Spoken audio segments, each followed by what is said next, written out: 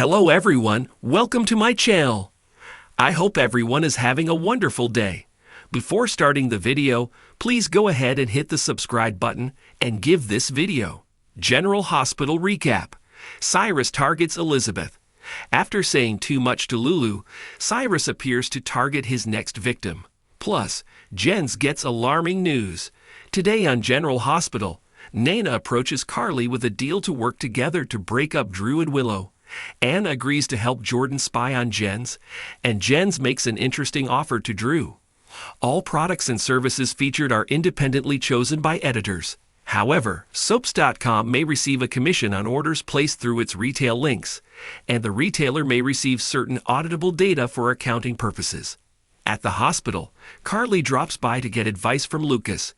She relays that Nana called her, and she believes Nina is going to ask her to help her break up Willow and Drew, and she's tempted to do it. Carly fills him in on her confrontation with Drew, and Lucas can't throw stones as he blew up at Willow during Christmas.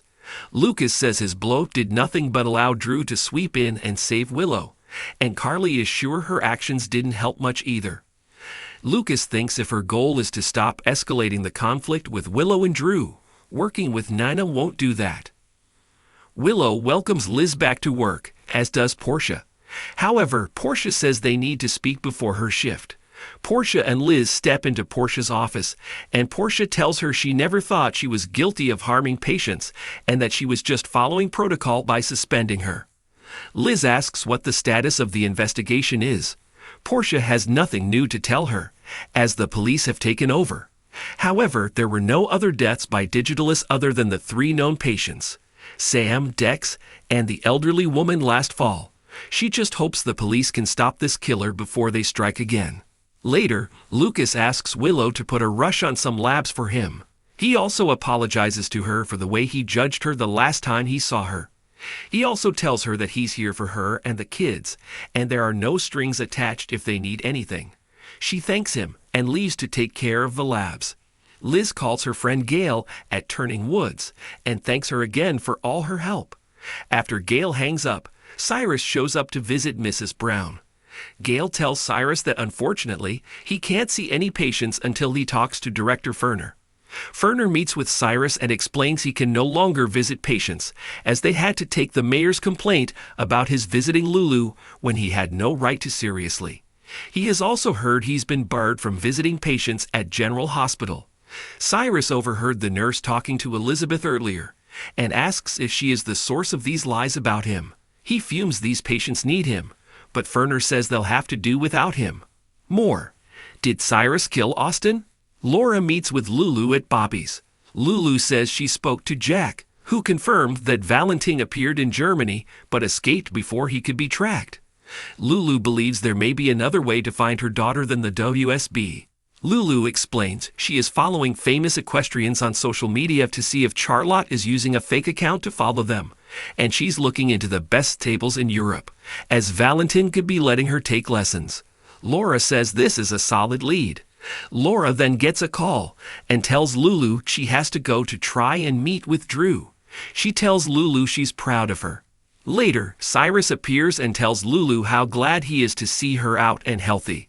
Lulu tells him that there is a restraining order out on him to stay away from her, so get lost, or she'll call the cops. He states everyone has misunderstood his intentions, but she knows she heard him plotting to have her transferred from Turning Woods to another state and away from her family. She ran away that night to get away from him and whatever sick plan he had for her. Cyrus screams that she doesn't understand. He yells that he sat by her, he read to her. No one else has done for her what he has. Lulu grabs her phone from her bag and calls Anna, but when she turns around, Cyrus is gone. At Crimson, Nana offers Maxie 2 tickets to the upcoming fashion winter formal. Maxie exclaims these are impossible to get, so this means Nina needs something from her. Nina needs Maxie's advice on how to get Carly to work with her on breaking up Drew and Willow. Maxie tells Nina that Willow is an adult who can make her own decisions, and she doesn't think Drew would hurt Willow. Nina insists he has already hurt Willow by leading her to make poor choices. Nina is just thankful Drew is living in a hotel because otherwise he'd move Willow and the kids in with him. Maxie admits Drew is buying a house, and he asked her to help find a decorator. Maxie says Drew doesn't even have furniture, so Nina's rushing the gun, getting worked up over this. Nina begs Maxie to stall Drew from moving in somehow and give her and Carly time to find a way to break up Drew and Willow, as he is not good for her. Maxie asks Nina if this is really about her thinking Drew is bad for Willow or that Willow is with the man she once wanted. Nina says she and Drew had an ill-advised, short-lived fling, and she was done with the man once she saw the effect he's had on Willow. Nina says Drew has a talent for bringing out the worst in people, and she should have listened to Maxie when she warned her about getting involved with him. Maxie gloats, saying "I told you so" doesn't sound as good when you agree with me. Maxie feels Willow is acting crazy because she's in love with Drew and points out Nina did crazy things when she was in love with Sonny. Just then, Carly arrives. Maxie leaves them, and Nina tells Carly she probably feels she's a hypocrite, and she doesn't blame her. She says watching Drew bulldoze his way into Willow's marriage to Michael has been eye-opening, as she did the same to Carly's marriage. Carly never thought she'd hear Nina say she was wrong. Nina says she was, and like her, she's a mother, and she can't let Drew ruin her daughter's life. Nina believes they need to work together to break up Drew and Willow. Carly says if they get caught, Willow will keep them from seeing Wiley and Amelia. Nina notes it is a chance they have to take. Carly doesn't want to make an already bad situation worse.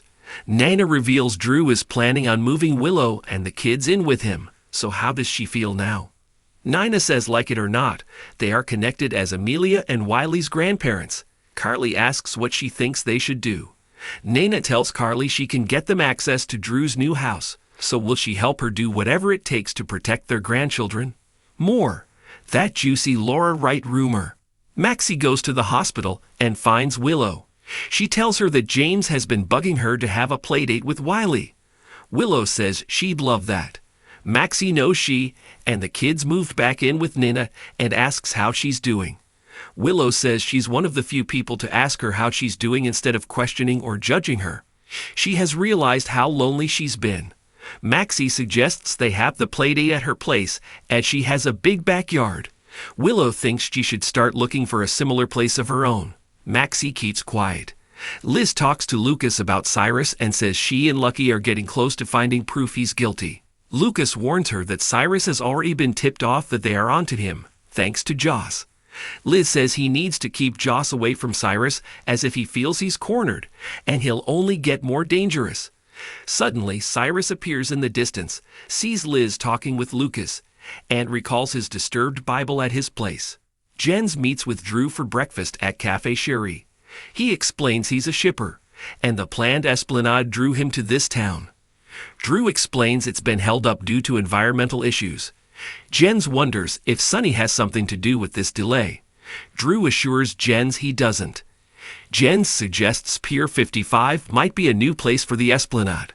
Drew notes Sonny owns that pier and warehouse, so Jenz suggests the city sees it under eminent domain. He says he'd make a substantial financial contribution to help foot the cost of the move. Laura shows up to see Drew and is surprised to find him with Jenz. Drew didn't know Jenz and Laura knew one another. Laura explains Jenz was the man who held her son captive in Somalia. Jenz states he and Lucky have different recollections about what happened, and someone not as calm and cool as he is would sue her for defamation. That would be a bad look for the city. Laura gets the hint. Jenz suggests Laura join them to see that all he wants is to contribute to this city. Laura says she'd love to hear what they are discussing. They sit down, and Drew explains that Jenz has suggested moving the esplanade to Pier 55. Laura tells Drew if he has a proposal for this, to submit it to her office. She was looking forward to working with Drew to better Port Charles, but she doesn't believe Jenz is here to make Port Charles a better place. She tells them good day to see Anna in her office and asks to borrow one of the department's micro-recording devices. Hannah asks who will be wearing it. Jordan confirms she will. Jordan explains her plan to get close to Sidwell, who has taken an interest in her, to get evidence on him. Anna tells her so far nobody has been able to get anything on him, and they don't even know why he's here. Jordan feels that she can find out why. They can find what they need to catch him. Anna tells Jordan that Sidwell is very dangerous, and she believes he is behind the bombing of Sonny's apartment. Jordan can't believe Anna isn't going to lecture her about not being a cop anymore. Anna says, on the contrary, that she's going to help her take down Sidwell in any way she can. In Le, Natalia and Sonny sit in the doctor's office waiting room. She asks if he's going to tell his kids about his heart condition. He doesn't want them to worry any more than he has to, nor can he give his rivals a reason to come after him and his family. A nurse comes out to tell Sonny the doctor is ready, and he accepts Natalia's offer to go in with him so he's not alone. Later, they finished the exam, and Sonny was told he needed a pacemaker. Natalia says he needs to take this seriously, but Sonny feels first he must find who tried to kill him. Then he can focus on getting better. Natalia notes the doctor says he needs this done within the next 3 months. They depart, and a mysterious man in black follows them.